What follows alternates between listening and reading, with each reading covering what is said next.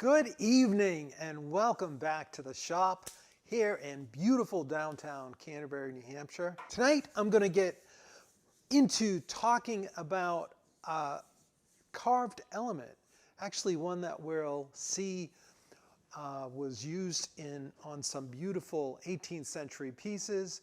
I want you to see some of the exquisite design and craftsmanship in the world of carving. We will play around with it on a very beginner level after that, but I do want to introduce you to this topic because it's such an exciting one and lots of value added to a piece when you just do a little bit of carving. Excited to look into just a snapshot of the creative journey of a few great makers in history. And some of you know me, you know that I've drawn deeply on the wells of 18th century furniture through my apprenticeship with Pug Moore in Rocky Mount, North Carolina, which ran between the years of 1990 and 1993. And anyway, I was introduced to 18th century furniture there. He had a wonderful set of books. We've talked about those a lot recently, but I never tire of exploring and learning more about the great makers of the 18th century. Specifically, I'm talking about the later part of the 1700s. Some of the great pieces that were made in this country actually predated the Revolution. So you try to imagine these makers in their shops. They were probably speaking like the Beatles, you know, like a bunch of Englishmen in there. And there were also some, as we'll see, from north of London and up in Scotland, and maybe a very different accent coming from them as well. But before to kick that off, I want to introduce you to a maker who actually was from Scotland initially and thought of as one of the epitome of the Philadelphia 18th century furniture makers.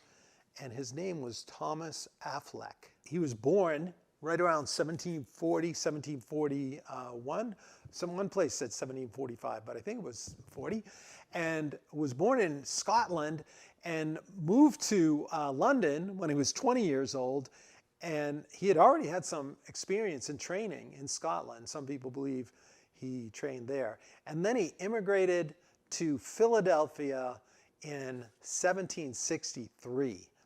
And 6 years later, he got an amazing commission to like the grandson or governor of William Penn. So he was in the money right away, like making some really fine pieces. This is a chest on chest that would be familiar to you if you've looked around 18th century furniture very much. These are actually solid drawer fronts this would be Cuban mahogany, or the real, or they might call it Santo Domingan at that time, from the West Indies, or think of it as the Caribbean islands. It was the premier, best mahogany. Then the genuine, what we call genuine today, came out of South and Central America, and that is a really fine mahogany as well, but that's the stuff that is like $11 to $14 a board foot now. Excuse me.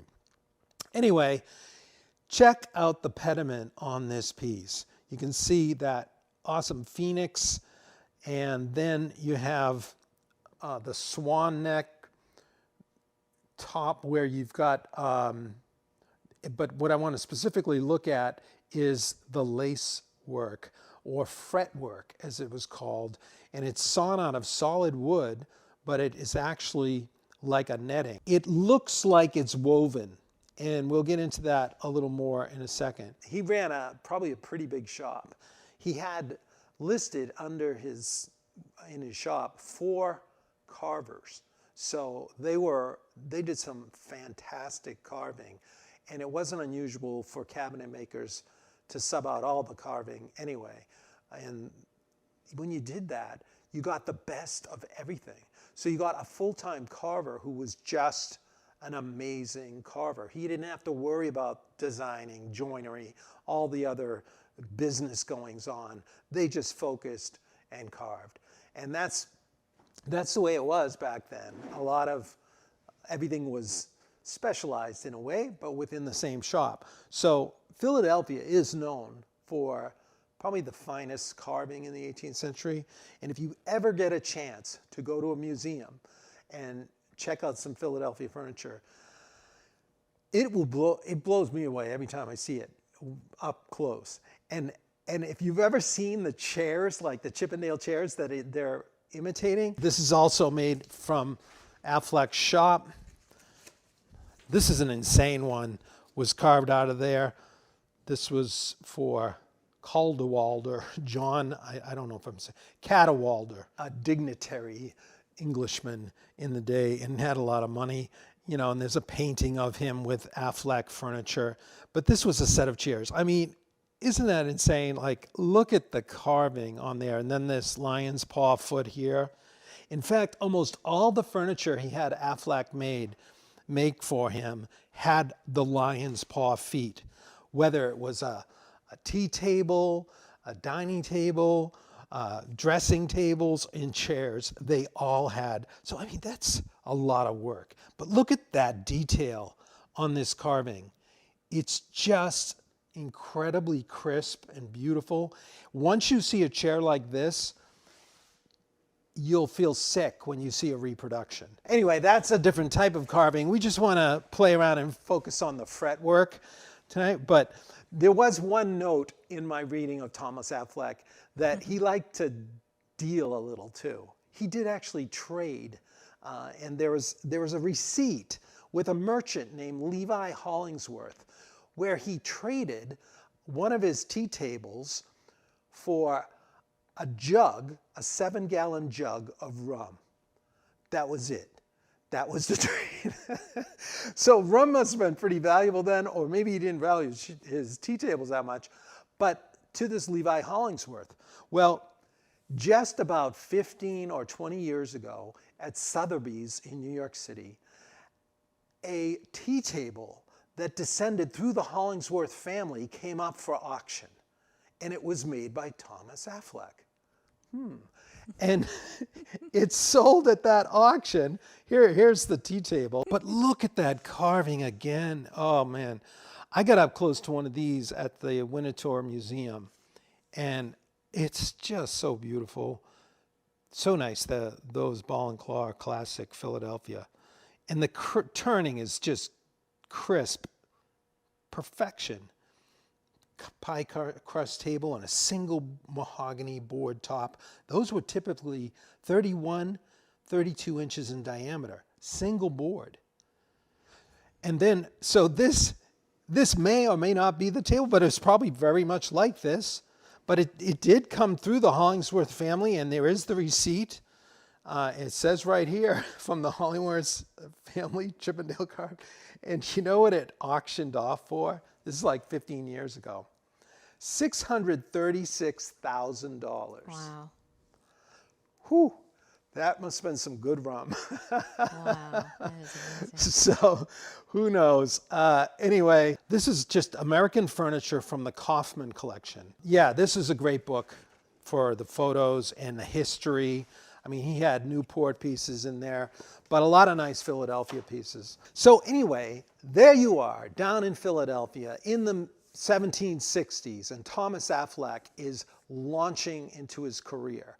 And he's got these great patrons right away almost. At that same time, born actually almost the same year, another great, well-known 18th century furniture maker was living in, actually born in Massachusetts, and his name was Eliphalet Chapin. He was doing quite well. He grew up in a furniture making family and was doing well with the furniture making, but you know, there's a record, it's kind of sad to say, but in the mid 1760s, he was sued, a paternity suit by Hannah Bartlett And he denied. He denied that it was his child, but she did get a piece of land from him, and he did leave the following year. In 1767, he went to Philadelphia. This is 4 years after Thomas Affleck landed there. And he wasn't doing this kind of work. And he spent about 3 years in Philadelphia and came back north to East Windsor, Connecticut in 1770. He became known after he got back to East Windsor as one of the finest makers in the area. And you can see the Philadelphia influence on his work. Influence didn't travel like it does today. Everything was so slow that regions and seaports, particularly like Philadelphia, Boston, Newport, Portsmouth, Salem, they all had their own little spin, their own little style. Newport, I did mention Newport, didn't I? And anyway, so you check out this highboy. This, just look how beautiful. Again, now where do you think he saw that pediment? Of course, Thomas Affleck was well known and regarded in Philadelphia, and he would have certainly known him, and they probably visited in each other's shops, and he probably was an admirer of his work. But there's that famous cartouche that some of you know, the Society for the Preservation of, I'm not saying this right, Sapham. This is the award they give out each year to a Someone can write it in furniture here. maker. Yeah, the Cartouche Award. It's just a carving of that actually David Lamb. finial. But check, yeah, David Lamb. And look, here's a better shot, a little clearer. This one's in the Metropolitan Museum of Art. Check that out. Isn't that? So now look at, you can see the lattice work here. It looks almost like it's hanging, but it had to follow the curve of the swan neck. And then there's a family well known in New Hampshire, the Dunlaps, in the late 1700s, not quite so fancy-dancy as the Philadelphia makers, but they clearly got around enough. You know, they saw what was happening in Boston, and they had their own little spin on things. And this piece is in the Historical Society in downtown Concord. But check it out. This is a Dunlap piece. They're known for those little double volutes there and the shell. And look at the nice Queen Anne. Fairly plain though. I think this is cherry or maple. I'm not sure. I should have looked that up. But look at the crest. I mean, look at that woven pattern. Again, solid though, not pierced through. Let's get a little better look at it. Here's the corner. Look at that.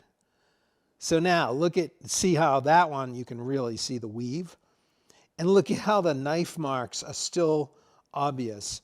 So the whole thing on this frieze area of the chest on, this is a highboy, right? Chest on chest.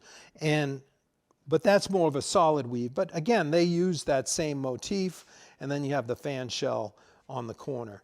One last one, stay here for a second. And this is our good friend. If you came to Epic Weekend last year, you saw this piece by David Lamb. Is that insane or what? And he actually was inspired by the Chapin piece for adding this little netting there. Now let's zoom in on this. We got a better picture here. Look at that, huh? It's got a beautiful weave, and he did such a nice job on that. Now, one detail I want you to know, I spoke to him about this, was to create an even more realistic effect. You probably don't see this right away the first time, but you've got this rolling carving, which we'll talk about here in a few minutes. But he also did some of that same carving on the backside. So you can't pick it up right away, but it actually enhances the appearance of the weave if you also relieve the back to complement what's happening on the face. That's just an inside baseball for you carving connoisseurs already.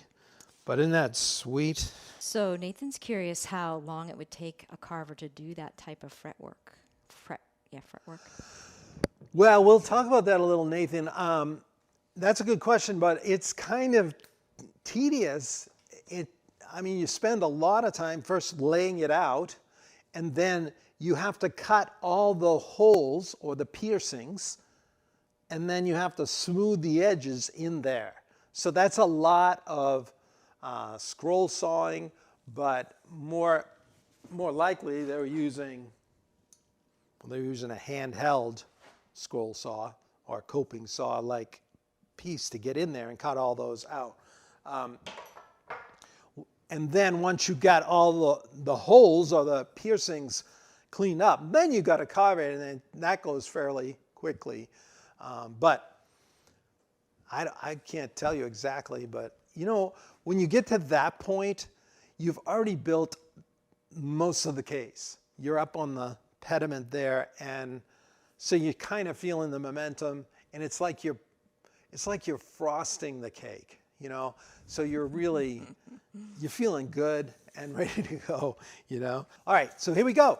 I want to just visually, let's just play around a little bit here and look at what it would be like to make that kind of woven fretwork. And I'm going to do that by just taking some strips. These are quite a bit wider than the netting that we looked at there. These are 5/8 inch wide and 1/16 inch thick veneer. Okay, so let's lay them out. I'm going to just do this on the bench. Okay. I'll just put 4 down like so, and then I'm going to just come in like the amazing weaver I am and slide one of those in, going every other one, top and bottom. Then we'll come in from this side, and we'll be going the opposite. Okay, and let's just slide that in. So we start to create the weave, and I can feel these, they only want to get so close together. Now I'm going to bring this one in. We're going to weave a couple more here.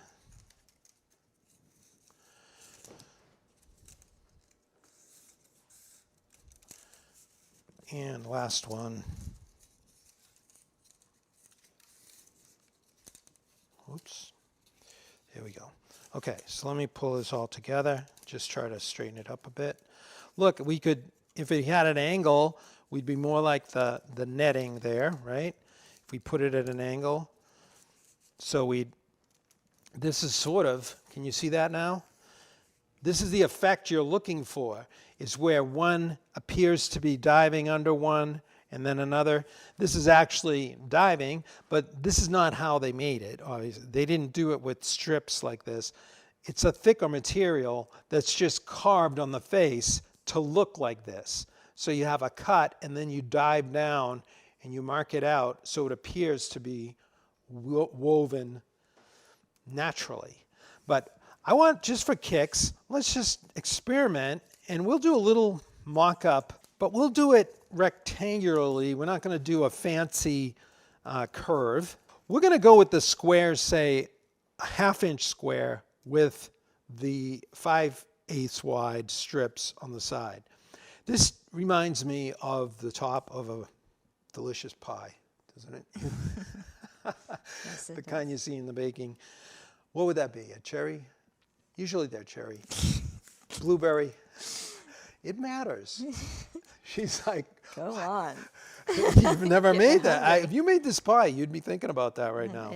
It's not that it's making me hungry. It's the same effect we're looking for in the way things are woven together, but we're creating the effect with wood. So we're going to have that as something to look at, but I decided, I won't use this particular piece, but do you remember you may have been around for the trivet that we made, an octagonal trivet some time ago. We took a piece of material, cherry, and we made it into an octagon. So it would have been a piece about this size, 8 by 8, and then clipping the corners to make a perfect octagon. And then we chamfered the edges, and that was it. I got to thinking that would be a nice exercise to play around and add lace work or fretwork into the middle of it. And I did a little drawing of one to that size. So here we have an 8 by 8 square, and I've marked the diagonals on the corner to give us our octagon once those corners are gone, and then mark the inner octagon field, and I've laid out the way we would have our lacework arranged. Now, you could come in here, and like I just mentioned earlier, you could drill a hole, a round hole in every one of those, and then saw to the line. Now, you could use a scroll saw. That would save you a lot of time and cut right into those corners. Or if you only had a hand saw, you could cut all straight and then clean up those edges, and then you'd be ready for the carving. But I wanted to lay this out in such a way that it would be a little easier, and we could actually cut those recesses with a 1/2 inch mortising chisel. So that would quicken the whole process. We just blast through with the mortising chisel, and then there'd be much less time involved in cleanup, and then you'd go ahead into your carving. Now, I first looked at this one, the 5/8 weave, and then we've got the 1/2 inch. Now, I wanted to see what it looked like with a 1/2 inch weave by a 1/2 inch hole, and it looked fine, but it considerably more work. There's like 37 holes you have to drill here, where you only have to do about 23 for this, and it looks a little better, not quite, but you could go more or less, whatever you wanted. I decided I'd just go with this one, and what I did was, let's step over to the drawing board here. So I made a better drawing of it and got all my 45s and marked it out and laid it out nicely. So then from this, I made a template with those lines, those intersecting vertical lines. Because on the mortiser, I decided I was going to do it with this orientation, turn the mortising bit. You could do it the other way, but I thought it would be easier in some ways to just line up. I'm just going to line up the center lines of each one. So those diagonals, rather than having to draw every single thing, I'm just going to go with the points. You could do it either way. So that's how I laid that out. And I already started cutting on one, and I thought we would go over to the mortiser and I'd just show you this a little bit. Now here's one of the trivets that I made some time ago, and I marked out the exact same layout I have here, except all I used was these square grids. And then I made a dot everywhere I needed to pierce one of these 1/2 inch square holes. So we can head over to the mortiser. I'll just show you the setup over there. We don't have to do the whole thing. And then we'll just create a little bit of a weave look over here and have a little introduction to carving at its simplest form. I set up this cool little jig here. Usually I have my little cam lock here that locks in the material against the fence. But one of the issues you run into with when you retract a hollow chisel mortiser, it's fairly tight. And when you're going through material like this, it wants to lift it up. So I needed a way to hold this down accurately, and so when I retract the hollow chisel mortiser, it doesn't get stuck in there, and I can just keep moving right along. All right, so I'm going to set it in. I set this sacrificial table. It brings it up a little higher, and I can also drill right through into that. And so I also set these little toggle clamps on here. That's going to hold it down. Okay, now it's not going to pop up on me when I'm mortising. Okay, so all I have to do is, let's go over to one of the dots. Now I'm going to crank the table forward, and I want to sight those lines so I see them splitting the corner. It's pretty easy. I'm going to go right to the line, and now we'll come over and we'll split it from the front view. Let's just go right on across here and bore these out.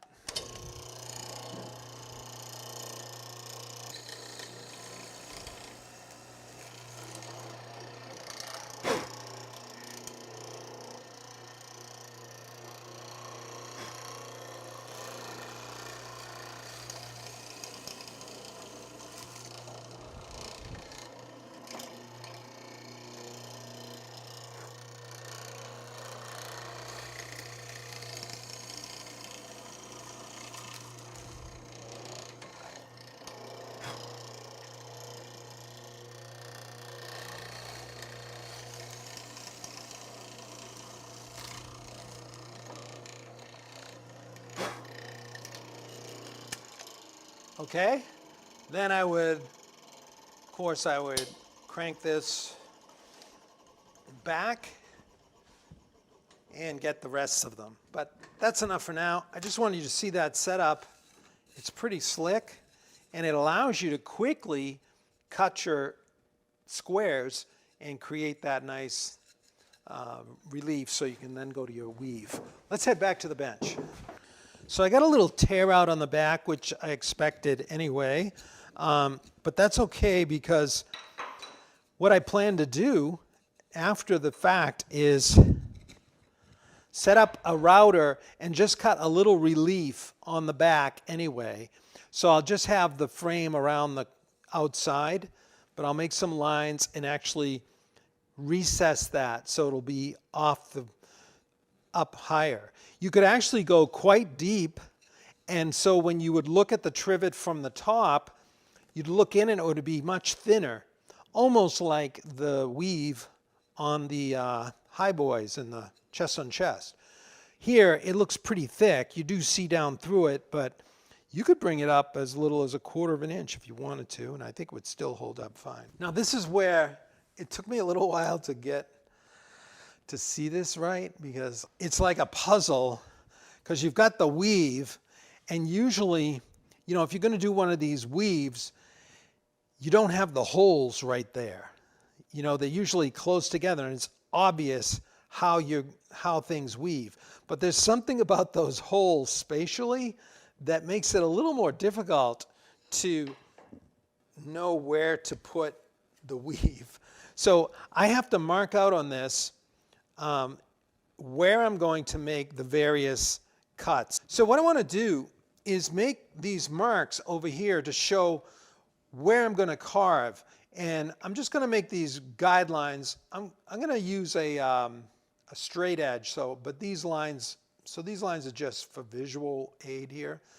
So I know I have, by looking at this, if I make like, let's see. Yeah, I'm going to make just this little tab here. So I'm making this little rectangle. Think of it as a rectangle of pastry. And then I'm going to come this way. I've got another rectangle there, okay? So then I know I need to make these lines here. I'm not going to go too far with this. Just, if you're going to do this yourself, you'll know what I'm doing here in pretty short order. I got to get rid of these crosses here so I can see. I don't want to. Okay, then I will go this one. I've got a full piece of pastry going this way, then a piece going this way, and a piece going this way. So everything just alternates in that manner. All right, I'll just stick to this side. Now, I've got a border here, and in order to create the border, I'm going to just add, like, I've got these pieces here,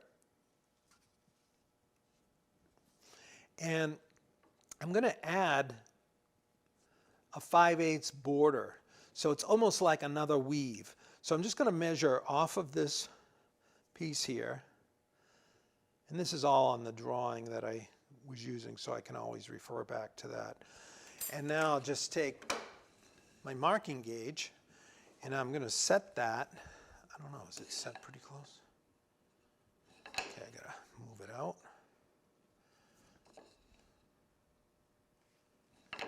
So I want to set that marking knife right on that point. So it's going to knife in there one more like 5/8 line. So let's see. Okay. All right. So when I got that, let me just show you how this works.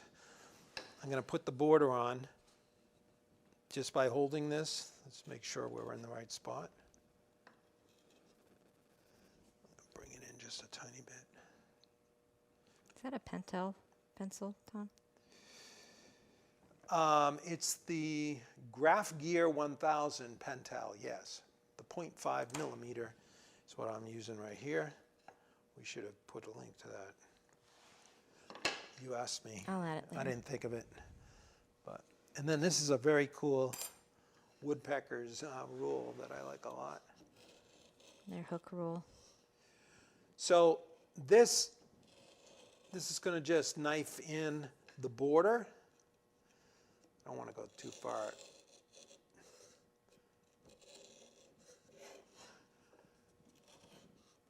Okay, and I would go all around here and try not to overshoot it like the Dunlap. I don't want to see knife marks all over the top of this thing, right? I mean, there's kind of a charm to doing that because you leave the maker's tool marks. But, you know, someday the grandkids are going to think your granddad was kind of a slob. He was good, but... All right, so... Sometimes you say you like them. I do. There's some about knife marks, though, that they're like cuts, and I went and did one a little beyond there. So I don't know if you can see those, but those describe the border quite easily, and I'll do a slight relief cut at that edge. But now, once I've gotten all of my little pastries lined out here, I'll just do, can you see what we're doing here? So this one will go here. Do they make sense? So once I've got the lines in place, now I want to start making a little more information to show how I'm going to carve it. So here, this piece of pastry, if you look at everywhere it hits a line, that's where it's going to be diving down. So I can scribble right here and here. That's going to be a carved downward. Then this one's going to be diving under the next one. So I'm going to scribble there, and then this will get a little here, and then we'll do some here. I'll just do a little bit here so you can see it. Okay, so that's all we're doing is a little scribble to show where the carved relief is.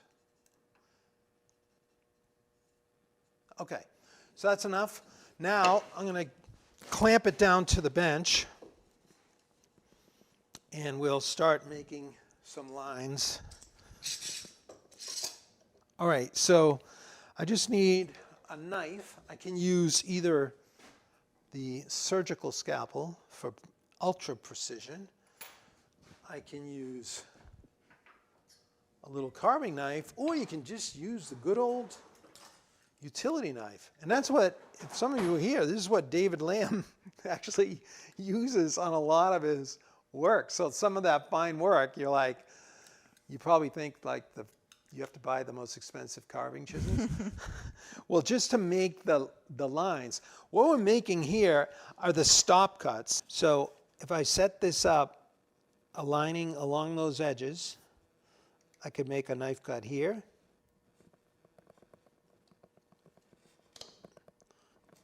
And then here. Now I could use the knife like that, or I could simply take a chisel and just bridge between every one. Now you might say, well, if it's not purely lined up all the way along, it's okay because it looks actually more. It's very hard to tell if like this were not perfectly in line with the next cut down the way, you know. As long as it just connects those two squares. So everywhere I have the scribble, I'm going to put the bevel toward the scribble and just cut straight down. I could use a mallet to tap it in hardwood, depends. This is plenty thick, so I'm not really worried about splitting it. This trivet is about 3/4 of an inch thick. I should have told you about the link to that trivet. Sorry. It's okay. We have another, we did a video the night I made this octagon. If anybody wanted to really repeat this whole thing, it's all right there. But what we want to do first is just make these relief cuts. And this will keep the chisel from over traveling. That's where I knifed it. I don't think I have to hit it. I'm going to just do this. I can always go back. I can use the side wall of one to line me up and then just roll it down. Whenever you're doing something like this, you'll find you'll just develop like efficiencies, the way you move around it. But the first time you do anything, you're just kind of getting your legs under you and trying to understand it. So I'm just starting to chisel here. I'm using this chisel a 3/4 inch with the bevel side down. It just allows me to use a higher angle. If I use the other side down, I'm going to be very low with the handle. So this just makes it more comfortable. And I'm going to just start out, just kind of wiggle it. I'm trying to control it with my left hand, not to let it go. And you just, everywhere I have a pencil mark, I can just make a cut. So you don't try to get the full depth in one shot. It's easier to work up to it. And if you find you didn't get quite deep enough, you can come back. And I can't see what I'm doing with the light in my face. Okay. Back off. No, okay, so now I'm just making that cut down there. And let's see, now I'll turn this way and just keep going around. Once you have it marked out, this is the fun part. You're just going to dive under. Now, we're just basically recreating this, okay? We're just doing all these dive cuts everywhere we scribbled a line. So hit this one. Are you using the PM V11s, Tom? Yes. But any straight chisel, the sharper the better, the more control you'll have. Actually, less pressure you have to put on it. Okay.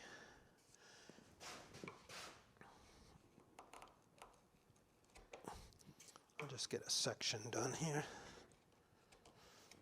And I'm just going to come back. The chisels are noted in the description. They're by Veritas. Yeah. At Lee Valley. Yeah. We also. There's a link there. Yeah, these are not cheap. We also listed a less expensive, great starter chisel set. Yeah, the Narcs is also there. Yeah. I'm going about a 16th right now, and I'm just going to look at that. I think that'll be enough. You can be more dramatic about it. Like you notice on the Dunlap piece, they were quite dramatic, maybe even a little heavier. You know, the deeper you go, the more pronounced the weave appears.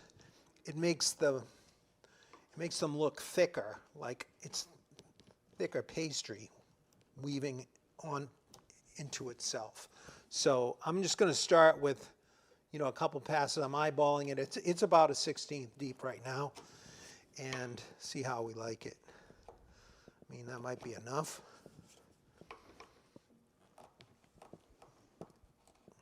Do you sharpen the chisels every time before? Right before, yeah, good job. I did touch this one up before you came over. And that's cherry, right, Tom? This is cherry, yes. So it's pretty nice texture. Do you remember the size, dimensions that we can? Of what? Of the trivet? This trivet is 8 by 8 square, begins like that, and then the corners are taken to form a perfect octagon. So everywhere it's 8 inches across on the flats. Wow, looks really cool. Yeah, and then just get this one. So I'm not going to spend much time on this. I just want you to see the approach. And anywhere, if you wanted to go deeper and thicker looking weave, you can use the mallet depending on, and that gives you the stop cut, which releases the fibers when you get to the end of it nicely like that. Okay, so go around and clean them up. And then, of course, after you've done the whole thing, you can come in with some sandpaper and blend the shapes, like the transition there a little bit. I mean, if you've got, you won't have to sand much. If you got a sharp chisel, you make a nice kind of lighter polishing. If you want to leave more chisel marks, you can just very lightly sand with like 220. I've got a piece of 150 here, and I'm just lightly hitting it, just so you can see what it looks like.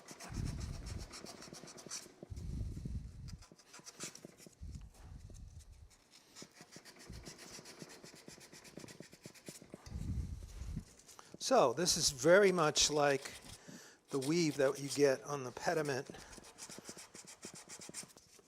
of those classic. Imagine though, it's so much more fragile when it's thin. When it's thin, yeah, it's pretty fragile up there. So if you're going to use it for a trivet, I probably wouldn't go, you know, much less than, I don't know, ½ inch thick for the middle area. It's not going to get abused. The outside's still good and thick. Jim's asking what you use to clean the holes. How would you? Oh, good question. I just go in there with a file or sandpaper on a rigid stick. Just sand it. And then if you can break these edges a little bit, it makes a nicer looking. You don't want to cross sand on those petals, but so it's a little tedious with the cleaning it up, but that's what really gives it the realism. So then I would come back with 220 and lightly touch these up. Let's just take that out.